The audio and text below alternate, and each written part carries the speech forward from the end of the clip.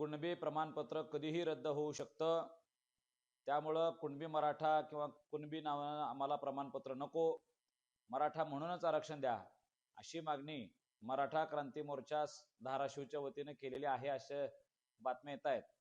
पण या गोष्टीमुळे एक छोटासा संभ्रम लोकांमध्ये तयार होईल म्हणून आधीच सांगतो की ज्यांच्या नोंदी 1967 पूर्वीच्या सापडलेल्या आहेत आणि ज्यांची वंशावळ जुळत आहे अशांनी जर कुणबी नोंदीनुसार ओबीसी आरक्षणाचा लाभ घेतलेला असेल तर त्यांचा दाखला कधीही रद्द होऊ शकत नाही. परंतु मराठवाड्यातल्या 8,500 गावापैकी केवळ 7,000 गावांमध्ये कुणबी नोंदच नाही. केवळ 1,500च गावांमध्ये नोंदी आहेत. ज्या उरलेल्या 7,000 गावांमध्ये जर आरक्षण द्यायचं असेल तर मराठा हा शब्द ओबीसीच्या यादीत घालणं क्रमप्राप्त आहे. मराठा समाजाला 2-2 वेळेला सामाजिक आणि शैक्षणिक मागास ठरवलेला आहे.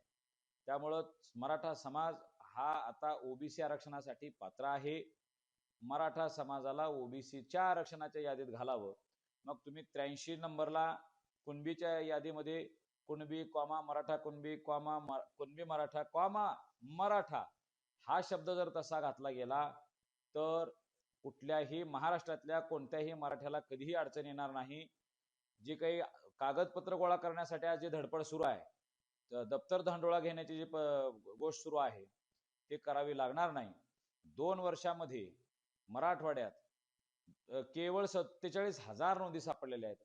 त्या अनुषंगानं 2,37,000च आपण प्रमाणपत्र घेऊ शकलो. त्यापैकी केवळ 5,000 लोकांना आपल्याला व्हॅलिडिटी करता आली. म्हणून अशी काही अडचण होऊ नये म्हणून जर मराठा शब्दाची समावेश ओबीसीच्या यादीत केला गेला तर या कुठल्याही भानगडी होणार नाहीत. सगळ्या मराठ्यांना ओबीसीच्या आरक्षणाचा लाभ घेता येईल.